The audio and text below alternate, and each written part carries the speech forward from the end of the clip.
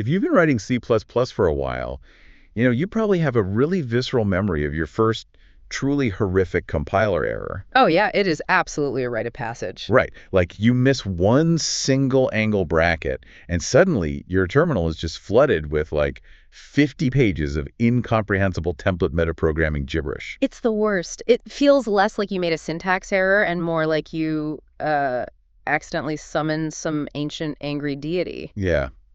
You spend 3 hours deciphering a literal wall of text just to figure out you tried to pass a float into a generic struct that only expected integers. I mean, we've all been there, staring at the screen, questioning all our life choices. Well, okay, let's unpack this.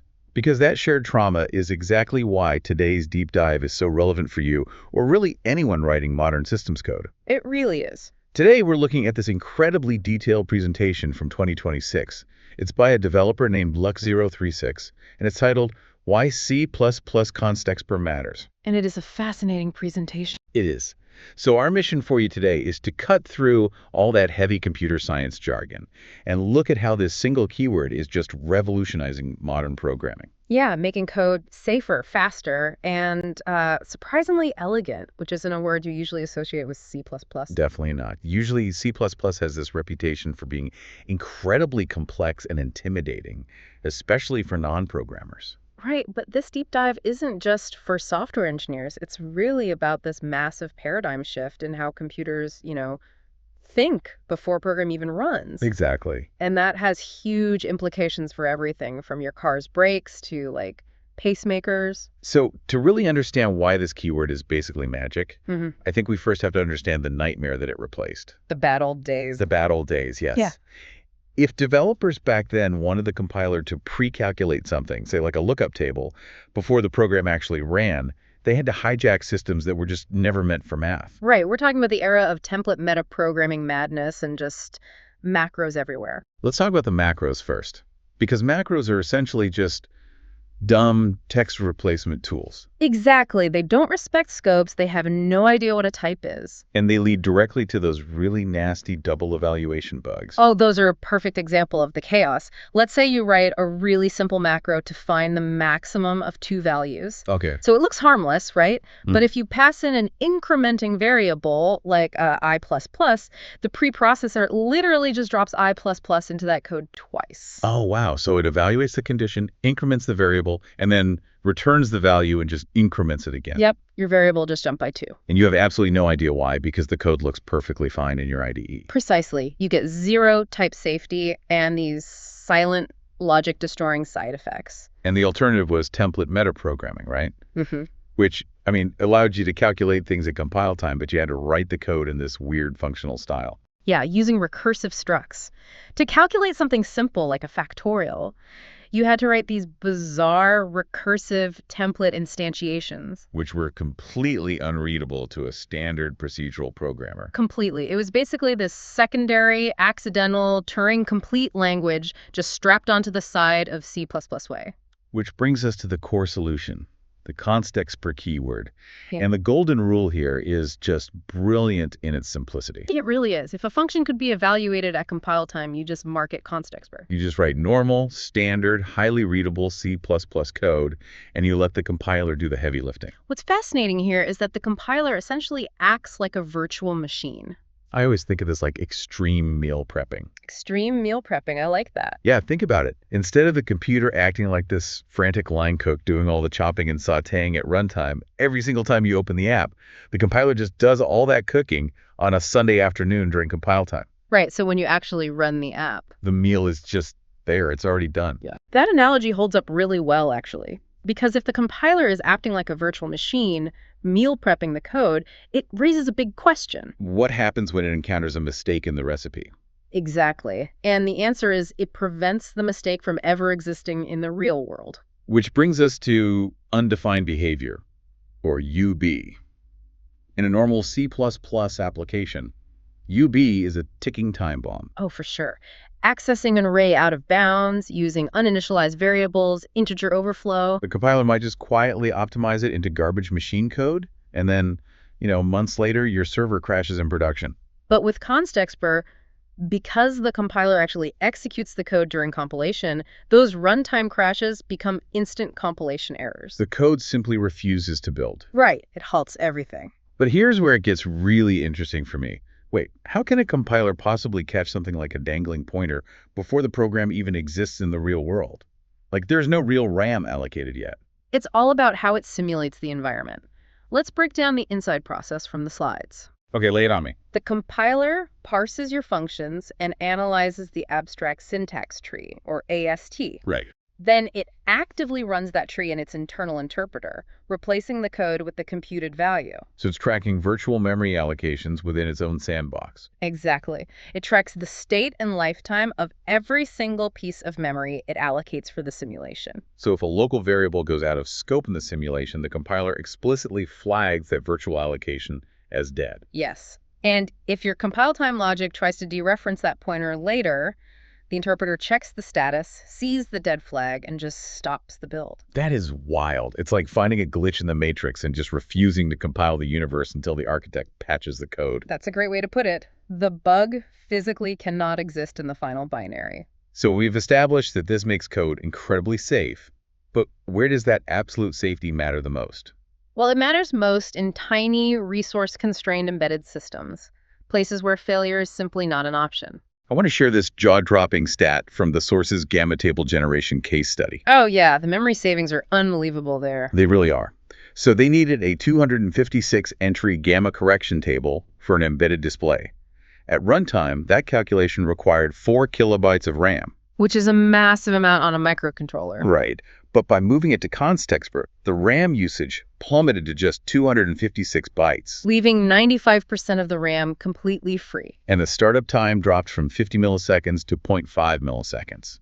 And power consumption dropped from 15 milliamps to just 5 milliamps. It's staggering, but it's vital we understand why that reduction actually happened. Because it's not just compressing the code, right? No, not at all. If you calculate that table at runtime, you have to include the math libraries, the initialization loops, all those variables in your RAM. Right.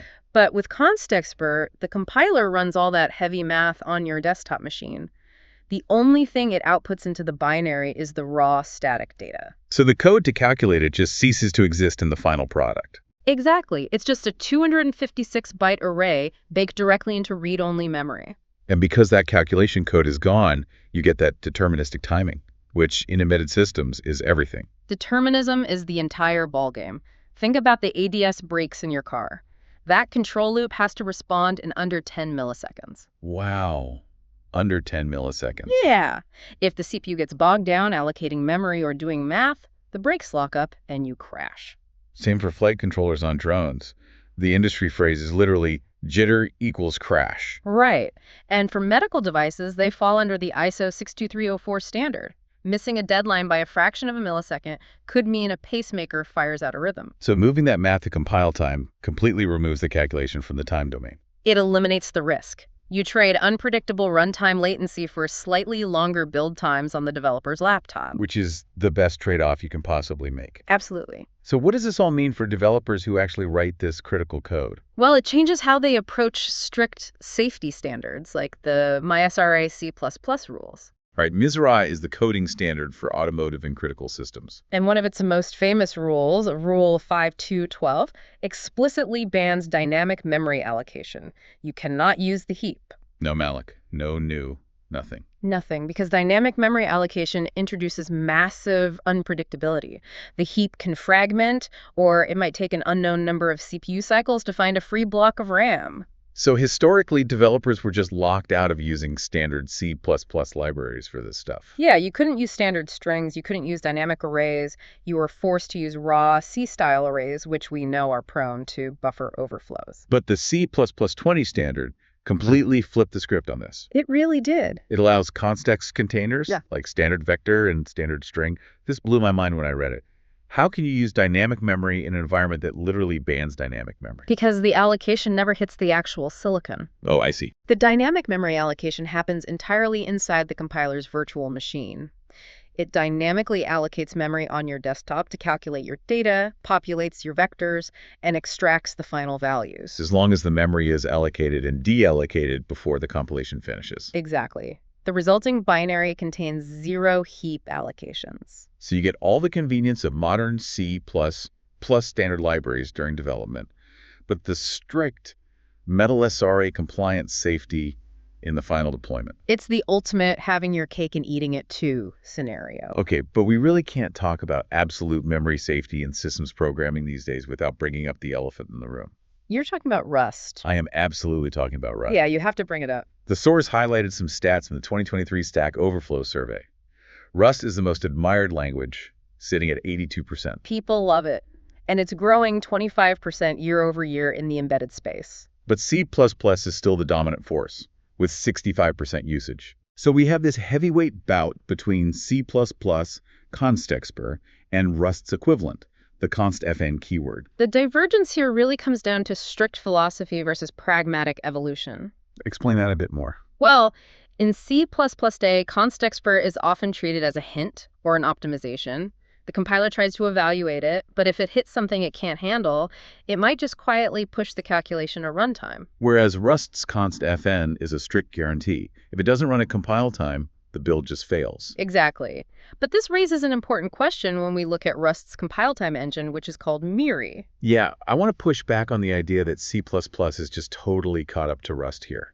Because MIRI does this thing where it tracks pointer provenance. Yes, provenance is fascinating. From my understanding, it means the compiler isn't just looking at the raw memory address.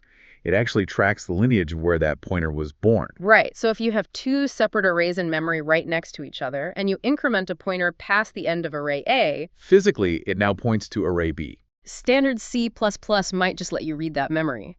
But MIRI knows that pointer was born in array A. So trying to read array B is a provenance violation, and MIRI just halts the build. That is a highly accurate breakdown. Provenance is a massive blind spot for traditional C++ compilers. So MIRI will catch subtle bugs that the C++ interpreter might completely miss. Okay, so if MIRI catches things that C++ misses, isn't C++ just playing a dangerous game of catch-up here? Well, this raises an important question about ecosystem maturity versus strict philosophy. Right. Rust's strictness is its superpower, but it's also currently its bottleneck in the compile time space. Stable Rust's const SM capabilities are still quite limited. The source noted it can't even do floating point math at compile time yet, right? Exactly. No floats, very limited generic programming, and using vectors at compile time is often restricted to nightly experimental builds. Well, C++ has this massively mature ecosystem. Right. Frameworks like Qt, Unreal Engine 5, heavily customized Linux kernels. They rely on C++ features that are available right now. C++ has a full generic programming support today. So it's the classic engineering trade-off. Do you use a perfectly secure tool that can only build a few specific things today, or a slightly less strict tool that can build massive skyscrapers right now? And we have to give credit to the sheer speed of C++'s evolution. The standards committee hasn't been sitting still. Not at all. If you trace the timeline, it's wild. C++ 11 only allowed basic types and a single return statement. Then C++14 added loops and conditionals. C++ 17 added lambdas. C++ 20 brought the heap allocation and virtual functions we talked about. And C++ 23 pushes it even further. But, and this is a big but, given how powerful these features have become, we have to talk about what happens when you abuse them. The dark side from the slides. Compilation time bloat. Exactly. If you write a massive, inefficient sorting algorithm and force the compiler to run it over thousands of data points every time you build, your compilation time spikes from 3 seconds to 45 minutes. Yes. You destroy your team's iteration speed. And debugging a compile time failure is notoriously a nightmare. Because you can't just attach a normal debugger and step through the code. Plus, compilers have strict recursion depth limits, right? Like GCC and MSVC cap it at, 512 steps? Usually 512, yes. If your compile time loop hits step 513, the compiler just assumes it's an infinite loop and crashes the build. It is not a silver bullet. Which perfectly explains why C++ 20 introduced the constable keyword. Yes, the constable hammer. I compare it to an aggressive bouncer at a nightclub. While constexpr says, hey, evaluate this at compile time if you can, but runtime is fine too, constable demands mandatory compile time evaluation. Right. If you can't be computed right now, you aren't getting in. So, connecting this to the bigger picture, How do you actually use this stuff without blowing up your computer? What are the best practices? If we connect this to the bigger picture, developers need to aggressively pre-compute configuration data and lookup tables. They need to use static assert religiously to validate those states. But most importantly, never assume compile time evaluation unless it is enforced by Constable. Makes sense. So as we wrap up this deep dive for you listening, it's pretty clear that constexpr has transformed the C++ compiler from a simple text translator into this massive preprocessor, interpreter, and optimizer all rolled into one. It really has. But there was one final slide in the source material titled Future of constexpr that mentioned things like static reflection and compile time I/O. Right, meaning the compiler could actually read files from your hard drive while building. Which leads me to a final, slightly provocative thought to leave you with. I love this one. If the compiler keeps absorbing more and more runtime computation, where does it end? Will we eventually reach a point where compiling a video game or a massive application essentially means the compiler invisibly plays the entire game to the end instantly? Leaving you with a binary that is just a perfectly pre-calculated reality. A perfectly pre-calculated reality. It's a wild concept to explore as these tools keep evolving. It really is. Well, a huge thank you for joining us on this deep dive. It's been great unpacking all of this with you, and we'll catch you next time as we continue to explore the ideas shaping our technical world.